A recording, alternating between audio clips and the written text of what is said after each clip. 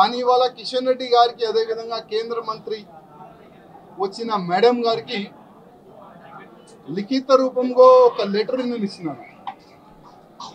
కిషన్ రెడ్డి గారికి ఒక మాట చెప్పి వస్తున్నా, కిషన్ రెడ్డి గారు మీ చేతి నుంచే ఇవాళ భారతీయ జనతా పార్టీలో నేను జాయిన్ అయినా, నేను నా రాజీనామా మీ చేతికే ఇస్తున్నా, ప్లీజ్ మీరు యాక్సెప్ట్ చేయండి అని కిషన్ రెడ్డి గారికి ఒక లెటర్ ఇచ్చి వచ్చిన, రిజైన్ లెటర్ పార్టీ.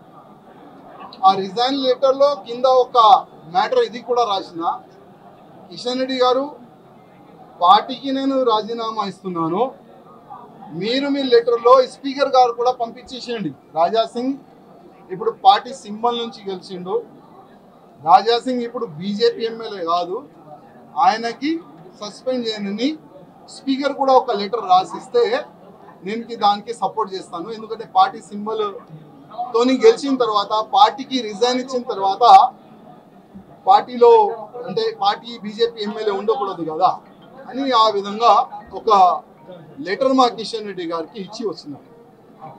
దురదృష్టం ఏంటంటే 2014 నుంచి ఎన్ని ఇబ్బందులు భరించి ఇక్కడ వరకు వస్తున్నానంటే మా మీడియా మిత్రులకి కొంతమందికి తెలుసు. ఇవాళ నేను టెర్రరిస్ట్కి టార్గెట్లో ఉన్నా, నేను కాకుండా నా ఫ్యామిలీ మొత్తం ఆ టెర్రరిస్ట్ టార్గెట్లో ఉన్నా.